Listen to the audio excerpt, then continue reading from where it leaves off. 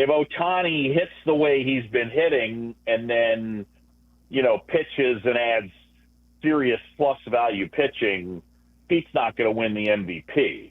And that's understandable in terms of the two-way thing. If Otani doesn't pitch or, the pitching, he gets hurt pitching or something along those lines, I think he definitely has a chance.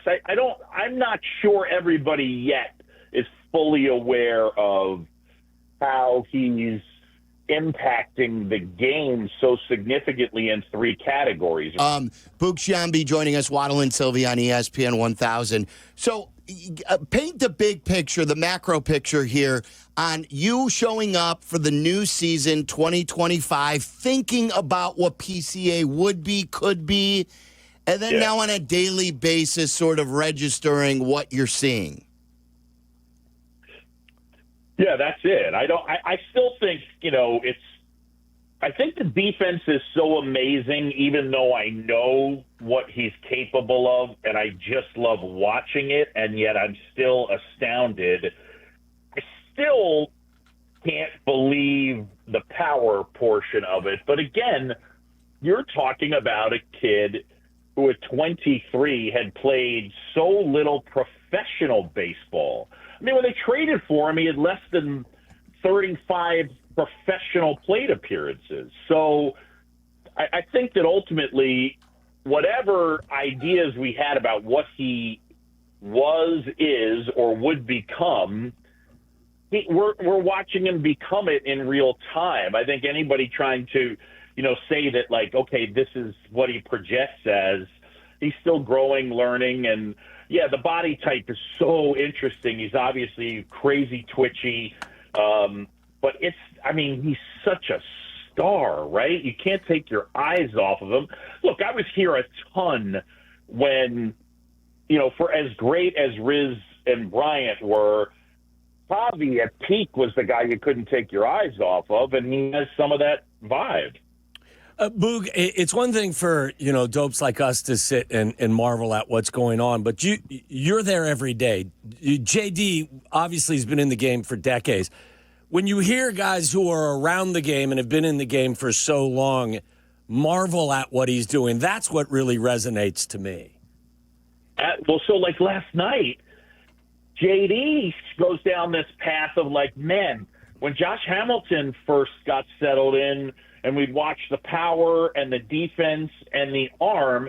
And while he's doing it, he's going, I can't believe I'm going to do it. And my eyes are getting big because JD never does that. Right. So it is what you think. I will tell you this. The players in part look at it kind of the same way, like, oh my gosh, what is this kid doing?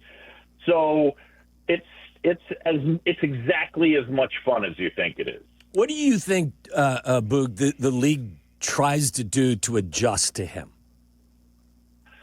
Well, so I think that he presents such an absurdly difficult problem because he hits 430 feet off of his toes and he hits 430 feet off his nose. Yeah. I mean, he really does.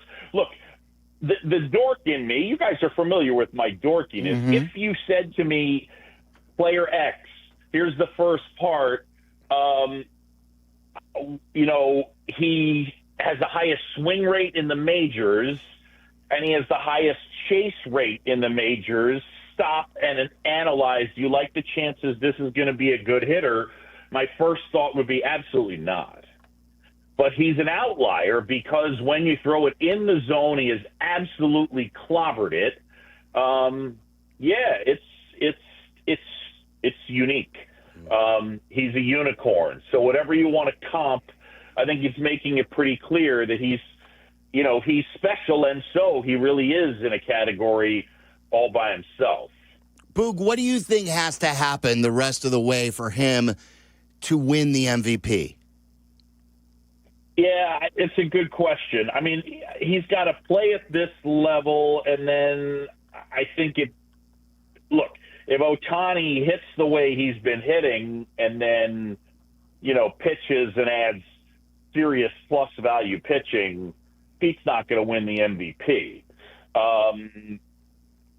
And that's understandable in terms of the two-way thing. If Otani doesn't pitch, or the pitching, he gets hurt pitching or something along those lines, I think he definitely has a chance. I'm not sure everybody yet is fully aware of how he's impacting the game so significantly in three categories, right? Because if you sit there and try and for the most part, if you're doing position players and doing MVPs, you're just the past however many years, all you're doing is putting their offensive numbers next to one another. Right. Whose on base is higher, whose slug is higher. And then you look at WAR, but with him, the offensive numbers are not going to be, even if Pete puts up the best season he possibly can, his offensive numbers are not going to compete with Otani's more than likely. And yet he's adding value because whether you look at Fangraphs or Savant, he's probably adding the most value as a base runner. He's adding as much value defensively as any player, any position.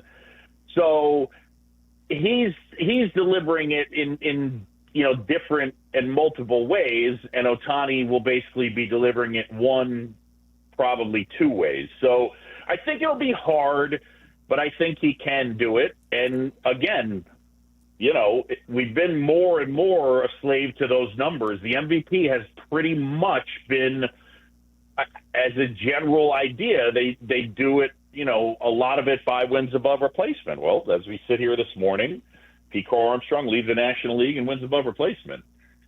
Spectacular, yeah. And Boog, you've talked to us before about his personality. I remember in our last time that we talked, you said you would hope that maybe he doesn't show so much emotion when things go bad, that it's a long season and such. The kid still seems, despite that, and I think that's improving actually, but he just seems very humble because at first glance, you think he's cocky, like he's over-the-top cocky. And Mark DeRosa said to us at one point, he's like, well, I got to talk to this kid. What's this kid about? And then he met with him, and he was shocked at how grounded he was, how humble he is. And all the veterans, sometimes there could be some jealousy, but it seems like they love him. What do you see with the everyday personality and how he really is? Yeah, it doesn't surprise me that when D-Row met him, he loved him. He's loved in that clubhouse, and he has a really grounded way about him. And he's also really good and really confident. It's like, JD told a story about spring training where, a baseball rolls over, and with his feet, he just kind of hacky sacks it up, starts juggling it, and Jed's standing there, and Jed says, did you play any soccer? And he said, yeah, I did, actually, pretty close up till high school. And Jed goes, were you any good? And Pete goes, yeah, I was really good. So it can live in both places, right? In terms of he can be super confident and be grounded. It's not like those things are mutually exclusive. And I would say that I think there's something, if I were to speculate, in his upbringing and the fact that his mom, worked as an actress, had, exposure to mainstream media. There's something there. There's a feel that he has, that he gets. Like, I told this story before that I think sums up, look, he's 23. He's going to make mistakes, period. But last year, okay, and for people in the game, I think this will resonate, and for some it will, others it won't. But the weekend that Kerry Wood got inducted into the Cubs Hall of Fame, he went around and met everybody. We went to Los Angeles immediately after that, and I was just sitting there in L.A. talking to Pete, and he was telling me about how when he was like 3-4 years old, he'd get up in the morning, he'd wake his dad up, and he'd ask his dad either to play baseball in the backyard or he'd ask his dad to put the Kerry Wood 20 strikeout game on, and he'd just sit in front of the TV and he'd watch the Kerry Wood 20 strikeout game, like day after day, or play baseball, like one of the two. And I said, oh, man. I said, did you get to meet Kerry this past weekend? And he said, yeah, it was really cool. And I said, did you tell him that story? And he said, nah, man, this weekend's about him. I didn't want to make it about me. That's pretty cool. Great. That's pretty cool. That's great. I hate to take us away from PCA, but other than PCA, Boog, what has impressed you most about what this Cubs team has done? I love how they, last night notwithstanding, I love how their offensive profile is so different home and road. On the road, they just pound home runs, and at home, it's a little more of that athletic stolen base thing because they can't count on it because of the weather conditions. And it's, of late, it's been more of a run prevention thing. And then, look, one of the things I can still remember right at the beginning of the year, you asked me, what am I most looking forward to? And I told you Kyle Tucker and, his greatness. And he's been, a top 6-7 hitter and overall player in the National League. He has been every bit as advertised, just that beast in the two-hole every single night, giving you at-bat after at-bat, and it shows you just how terrified everybody is of facing him. And then you got Seiya behind him, and he's taking more chances and being aggressive and, lifting and launching and looking to attack, and it's turned into a lot of slug. Look, teams that touch the plate a lot are fun. Period. You touch the plate a lot, it's fun. And then the way they put this bullpen together that went from the beginning of the year with, oh my gosh, I don't know how this is going to work. And now it's a good bullpen, and it's been the best bullpen for about a month. So this is a good team. I also would say I don't think they're better than I thought that they would be, and I don't think right now the elite teams are quite as good as I expected them to be. I mean, there's every reason to be excited. Yeah. There's nothing like the rise of a team like this, and we'll see where they eventually go. But just like you said, in real time, watching all these guys develop PCA and the surprises out of the bullpen, where on that level does Matt Shaw figure into your calculus, Boog, when he was sent down early, and then not only does he come up and he hits right away again, but the third base defense has been awesome as well. Yeah, it's been the defense since coming back up's been sensational. It's nice to see him hit a ball hard and contribute last night. I think he's still learning. I'd like to see him hit the ball hard more consistently, even forgetting about the results. And again, I think the thing that's nice for him and nice for the Cubs is they don't need it. They need him to play good defense, and there isn't pressure for him. He can't be a sinkhole down there, but they don't need him to do very much. So that part of it is, I think, a real plus, and it's been fun to watch him improve. What piece do you think is most important to add before the trade deadline comes and goes? Maybe not a specific name, or if you want to offer a name, great. Yeah. But what piece is this team most in need of? Well, look, they certainly could use a starter to put ahead of their starters.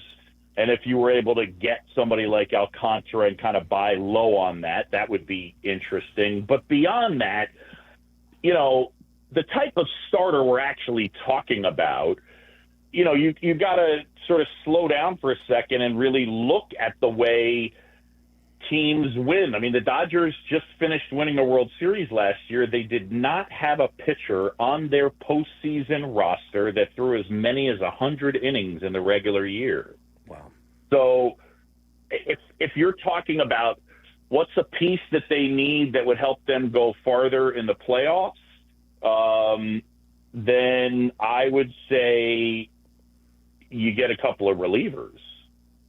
So because it just seems as though, that's the way, teams are doing it. Yeah. And with that equation too, Boog, we were discussing yesterday about Ben Brown, and he bounced back and he had a pretty good outing yesterday. If Ben Brown, after one more spin through, if they deem that he's out of the rotation because Shota returns, what do you do with him if the bullpen and Porter Hodge comes back? And that right now is cooking with chemistry. Do you send him down to keep him stretched out, or do you go with an extra guy in the rotation? How do you figure Ben Brown in here? Yeah, I don't know what they end up doing. I think it's a good question. They're going to have roster decisions that they're going to have to make, and it will be complicated because they're in a position where they could possibly risk losing a player for when Jota comes back, from when Hodge comes back. So I don't know.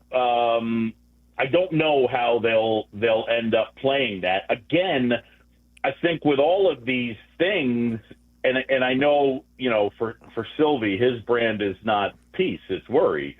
But I would just tell you that, they're 45-28. They have a 6.5 game lead right now.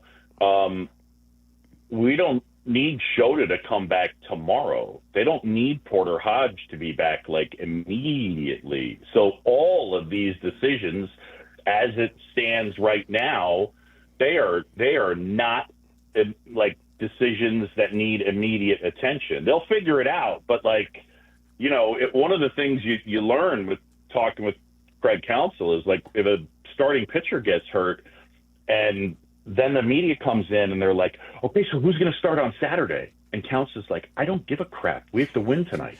We'll figure it out Friday. I think that's how he responds to everything too. And I was going to ask you about Craig, because you've known him for a while. You're close with him, I believe.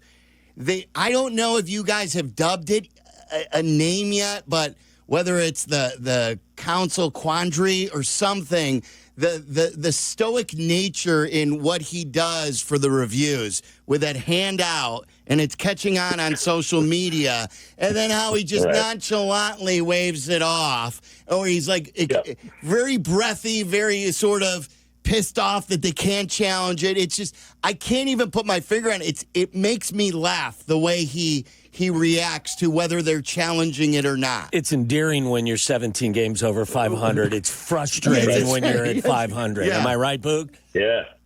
No, that's what ends up happening. I'll give you the funny thing.